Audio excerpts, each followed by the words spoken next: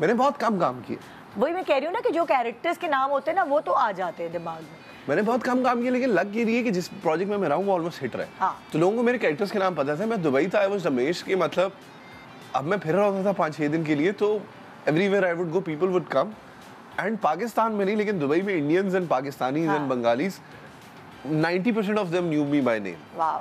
फिर अभी मैं इस्लामाबाद जा रहा था, वहाँ पे मैं एयरपोर्ट पे निकलो, सब आगा मुझसे sir please. I was like कि मेरे लिए वो बड़ा हुआ कि यार देखिए कैरेक्टर्स तो जानते हैं, जब बाय नेम जानते हैं, that's a very good feeling. अच्छा, आप सरमद खुसट वाली बात कर रहे थे। तो हुआ ये कि मैंने ना उसमें उस्मा जी भी थी, उस्मा हसन, एंड सानिया आप अभी थी। तो मैंने उनसे पूछा कि how is working with Sarmad, ये वो। अब क्योंकि वो बड़ा आई थिंक फन प्रोजेक्ट था हमारा। वो ना बड़ा डिफरेंट प्रोजेक्ट था, क्योंकि वो हमने किया था सवात में। अब आपको पता है हमारे यहाँ क्या होता है। कौन सा प्रोजेक्ट था? संगे मरमर। अच्छा, संगे मरमर की बात कर रहे हैं। तो वो ना हमारा था सवात में। और अब यहाँ पे टीवी आपको पता स्टैंडर्ड क्या होता है, 1 लोकेशन 2 लोकेशन। तो जब सारे आर्टिस्ट सवात में थे ना, वो कितना वो फैमिली वाला एक्सपीरियंस था। हाँ। कि पूरा दिन शूट करने के बाद हम सारे शाम में वो होटल में हम लोग बैठते थे। तो इस तरीके से वो बड़ा एक अच्छा एक्सपीरियंस था। अब जब मुझे बड़ी परेशानी होना शुरू होगी कि यार अब मुझे कैसे काम मिलेगा, मुझे तो पता ही नहीं इंडस्ट्री कैसे काम करती है। मेरे ख्याल से मेरा लास्ट डे था ऑन संगे मरमर, और मुझे एक रैंडम नंबर से, अननोन नंबर से कॉल आती है। मैंने कॉल उठाई, hello is this Agha Mustafa? मैंने कहा जी। Hi Agha, this is Nina Kashif from Urdu 1। मुझे क्या पता नीना काशिफ? मैंने कहा जी।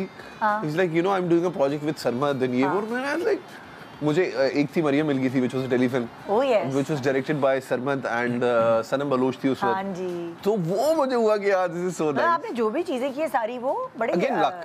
हाँ, क्योंकि देखिए मेरे अगेन मैंने अब्बू सही है, अब अब्बू खुश है या अभी भी वो चलता है तू मैं नहीं? तू मैं नहीं, ऑब्वियसली अब्बू तू मैं इन द सेंस प्यार वाली है, बट बेटे और बाप की रहती है एक उनके लिए अभी भी वही है कि तुम जिंदगी जाया करो, कोई और काम करो। हाँ।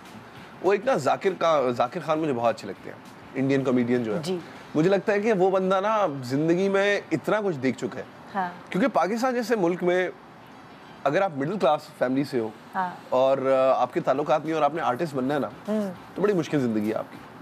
तो मैं जाकिर खान से बहुत रिलेट करता हूँ। उनकी एक बहुत प्यारी बात है, वो कहते हैं देखो बेटा, माँ बाप ना, तो वो अपने वो इंटरव्यू में कहते हैं माँ बाप तुम्हारे पैशन के खिलाफ नहीं होते, बस तुम्हें गरीब नहीं देखना चाहते। हाँ। तो अब अभी भी वो चलता है कि बेटा जब भी बात होती है ना, तो एक ना एक वो कहते हैं कि सोच लो क्या करना। इवन दो अल्हम्दुलिल्लाह I am an established actor now, industry पूरी मुझे पैसा कमा रहा हूँ भाई, अल्हम्दुलिल्लाह। बट उनका अभी भी होता है बेटा सोच लो क्या करना, हर दफा। तो वो कभी कभी मुझे दुख होता है। बट जब तेरे बिन के बाद, लेकिन देखिए पुराने जो वालिदैन है ना, उनको थोड़ा सा ये जो उनकी सोच जो है बहुत मुश्किल से तब्दील कर सकते हैं। एंड उनकी वो ये ना लाइफस्टाइल बहुत डिफरेंट था। My father was in the army, तो एक फौजी की जिंदगी बहुत डिफरेंट है। यू नो, अब हमारा एक्टर्स का क्या है कि हमारे पास प्रोजेक्ट है तो हम काम पे हैं, नहीं है तो अब हम लेफ्ट राइट कोई चीज करेंगे। तो उनका वो होता है कि यार क्या तुम पढ़े हुए। तो इट्स टफ, बट अल्हम्दुलिल्लाह जो भी अल्लाह ताला ने इज्जत दी है, आई थिंक माँ बाप की दुआएं, क्योंकि मेरी तो इतनी काबिलियत नहीं है, जो सीधी सी बात है। नहीं, वो तो फिर अब जब वो होता है ना कि अब्बा जब उनको कोई दूसरा कहेगा ना हमने आपके बेटे का ड्रामा देखा, तो वो एक उनके अंदर जो एक फख्र वाली चीज़ होगी ना वो। अच्छा, तो मुझे बात पता है क्या पता चलती है, क्योंकि अगेन छोटा सा सब जानते हैं अब्बू की वजह से। मुझे अब्बा माशाल्लाह ना लोगों के आगे बड़ी तारीफें करते हैं मेरी। और लोग अब्बा के आगे बहुत तारीफ, मेरे आगे बस अब्बा को होता है ये जो तुमने किए फारिग था। आई रिमेम्बर जब तेरे बिन चल रहा था ना, और तेरे बिन पीक पे था, तो वो 2-3 एपिसोड थे जब मैं वो वहाज की बहन को अगवा करके लेके जाता हूँ। वो 2-3 एपिसोड मेरे थे जिसपे आई फील लाइक पहली दफा मुझे एज एन आर्टिस्ट अप्रिशिएट किया गया। यू नो, आवाम का जो रिस्पॉन्स था ये वो। तो आई रिमेम्बर वो शूट जब हो चुका था, मैं लाहौर में था, वो शूटिंग टेलीफिल्म, और मैं अब जा रहा था लाहौर से इस्लामाबाद। सो आई एम फ्रॉम इस्लामाबाद, मैं डेबू में था, मैंने मास्क शास्क पहना हुआ। मेरा प्लान ये था कि I will go meet with my friends, हम पहाड़ों में जाएंगे 2-3 दिन चिल करके, फिर मैं घर वालों को सरप्राइज दूंगा। तो अब मोटरवे पे डेबू चल रही है और मुझे ना अब्बू की कॉल आती है, और उस टाइम पे अब्बू और मेरी बड़ी पीक पे चल रही थी कि छोड़ दो तुम। मैंने कहा आगा साहब एक दफ़ा तो मैंने आपके कहने पे क्रिकेट छोड़ दिया, अब तो नहीं छोड़ूंगा। तो ना वो बड़ा मुश्किल पैच चल रहा था मेरा और अब्बा का। अब वो कॉल है, अब मैं सोच रहा हूँ डेबू में यार अब मुझे बस में जली लूँगा। तो अब्बू मैंने कहा जी अब्बू जी अस्सलाम वालेकुम। वालेकुम सलाम, क्या हाल है बेटा? मैंने कहा ठीक ठाक, आप बताएं।